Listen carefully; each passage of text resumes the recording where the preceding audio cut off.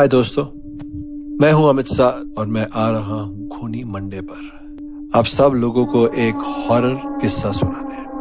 तो चलो शुरू करते हैं। ये किस्सा मुझे तब पता चला जब मैं एमटीवी के नए शो एमटीवी डार्क स्क्रॉल को होस्ट कर रहा था। इस शो में 9 सीकर्स हैं जो मेरे साथ इंडिया के सबसे हॉन्टेड लोकेशंस में जाकर पैरानॉर्मल इन्वेस्टिगेशंस करते हैं। यानी ये इन्वेस्टिगेशन करना कि क्या उन हॉन्टेड लोकेशंस पर वाकई भूत रहते हैं, और अगर हाँ तो उनके साथ जाकर बातचीत करना। और इसी शो के चलते हम पहुंच गए उत्तराखंड के सबसे हॉन्टेड घर में, राधा भवन, जहां मुझे बिरजू की कहानी पता चली।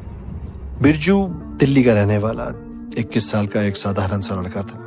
बिरजू को पहाड़ बहुत पसंद थे और सबसे ज्यादा खुशी देते थे, इसलिए वो हर महीने कम से कम एक बार पहाड़ों में घूमने आ जाता था। इस बार वो अपने पहाड़ी दोस्त समीर के साथ मसूरी घूमने आया था। मसूरी के आसपास के एरियाज में घूमते हुए वो लोग राधा भवन के किले के पास पहुंच गए।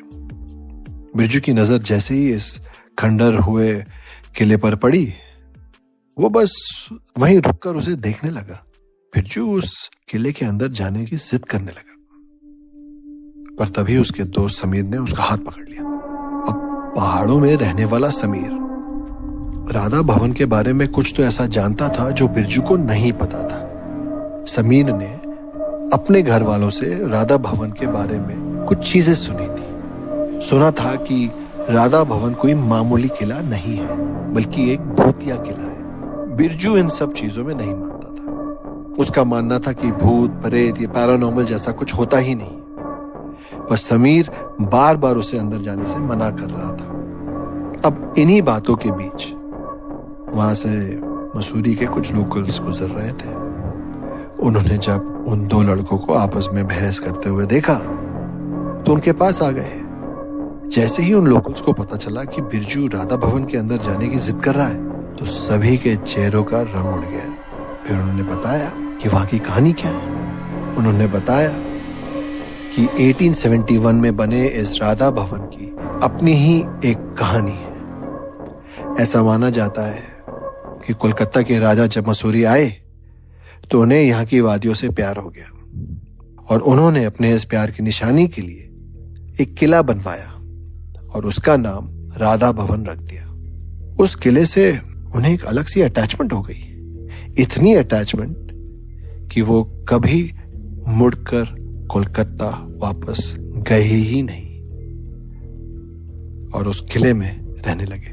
राजा के मरने के कई सालों के बाद अफगानिस्तान का एक सुल्तान आमिर याकूब खान भी जब इस किले में पहुंचा तो उसे भी इस किले से मोहब्बत हो गई। पर इस किले पर ब्रिटिशर्स की भी नजर थी। ब्रिटिशर्स के बहुत कोशिश करने के बावजूद भी सुल्तान ने उस किले को नहीं छोड़ा और उसका अंजाम बुरा था। ब्रिटिशर्स ने सुल्तान को उसी किले की एक काल कोठरी में बंदी बनाकर रख दिया और उसी में सुल्तान की मौत भी हो गई। कहते हैं कि सुल्तान ने अपना शरीर तो छोड़ दिया, पर उनकी आत्मा उस किले को नहीं छोड़ पाई। सुल्तान के मरने के बाद राधा भवन में रह रहे ब्रिटिशर्स के साथ बहुत से पैरानॉर्मल इंसिडेंट्स होने लग गए और उन्हें डर कर वहां से भागना पड़ा। माना जाता है कि सुल्तान की आत्मा आज भी उस किले में रहती है और सुल्तान की आत्मा को उस किले में किसी भी और का होना बर्दाश्त नहीं है। कई लोग जो उस किले में गए हैं, उनमें से बहुत लोग पागल हो गए और कुछ तो कभी किले से फिर कभी वापस ही नहीं लौटे। आज भी रात में उस किले से सुल्तान की दर्दनाक चीखने चिल्लाने की आवाजें आती हैं।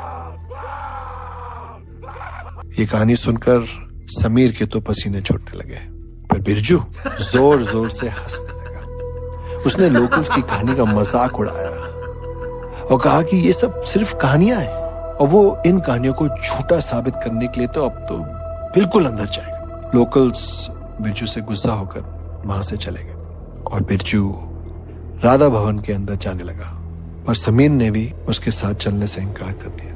बिरजू उसे भी पीछे छोड़कर किले के अंदर जाने लगा। उस किले के अंदर जाते ही बिरजू की आंखें चमक उठी। पता नहीं उसे उस खंडर भरे किले में ऐसा क्या दिख रहा था कि वो बस अंदर ही जाते जा रहा था। कुछ देर घूमने के बाद बिरजू को अचानक से थोड़ी ठंड लगने लगी। क्योंकि वो एक हिल स्टेशन पर था तो उसे ये बात अजीब नहीं लग रही थी। धीरे धीरे सूरज भी ढलने लगा था और राधा भवन के अंदर अंधेरा छाने लगा था, पर बिरजू को उस किले से बाहर जाने का मन ही नहीं कर रहा था। बिरजू उस किले के अंदर खड़ा होकर उस कहानी वाले सुल्तान को आवाज देने लगा और उस सुल्तान पर हंसने लगा। लेकिन तभी अचानक से बिरजू को किसी के कदमों की आवाज सुनाई दी। पहले तो बिरजू को वो अपने मन का वहम लगा, पर तभी उसको कानों में उसे ऐसा लगा कि जैसे कोई बगल में खड़ा सांसें ले रहा हो। बिरजू के पूरे शरीर में एक कपकपी उठ गई। उसके बगल में कोई नहीं था। तभी उसके पैरों को किसी ने पकड़ा और वो जमीन पर गिर गया। जमीन पर गिरते ही उसके शरीर को कोई घसीट कर किले के अंदर लेके जा रहा था। जैसे ही बिरजू ने अपने पैरों की तरफ देखा तो उसका दिल दहल गया। एक आदमी सुल्तान के कपड़ों में उसके पैरों को पकड़कर घसीट रहा था। बिरजू डर के मारे जोर जोर से चीखने चलाने लगा। तभी उस सुल्तान ने मुड़कर बिरजू को देखा और वो दृश्य बिरजू के दिमाग में हमेशा हमेशा के लिए छप गया था। उस सुल्तान के चेहरे की याद स्किन उतरी हुई थी और उसका पूरा बदन काला पड़ा हुआ था। बिरजू समझ गया था कि ये उसी सुल्तान की आत्मा है और उन लोकल्स की बताई हुई कहानी बिल्कुल सच थी। उस सुल्तान की आत्मा ने बिरजू को एक काल कोठरी में पी। बिरजू को अंधेरे के सिवा और कुछ नहीं दिख रहा था, बस उसे जोर जोर से धम धम की आवाजें सुनाई दे रही थी। बिरजू बहुत ज्यादा डर गया था। उसे अचानक सांस आनी बंद हो गई और वो दर्द में चीखता रहा। चीखते चीखते वो बेहोश हो गया। बिरजू की आंखें खुली तो वो अपनी गाड़ी के सीट पर लेटा हुआ था और समीर उसके पास ही बैठा हुआ था। समीर ने बताया कि बिरजू को अकेला छोड़कर वो चला तो गया, पर उसे उसकी चिंता होने लगी थी। सूरज ढलने के कुछ देर के बाद समीर बिरजू को ढूंढता हुआ उस किले में गया और उसे बिरजू किले के बाहर एक मैदान में बेहोश पड़ा मिला था। बिरजू ने समीर को गले लगाकर उसे सब कुछ बताया और वो उसके बाद कभी मसूरी नहीं आया। पर तब से बिरजू की मानसिक हालत खराब होती चली गई और वो पागल सा हो गया और समीर को आज भी राधा भवन के बुरे सपने आते हैं। ये किस्सा सुनकर मैं और मेरा पूरा क्रू दंग रह गया। दोस्तों, बिरजू ने उसके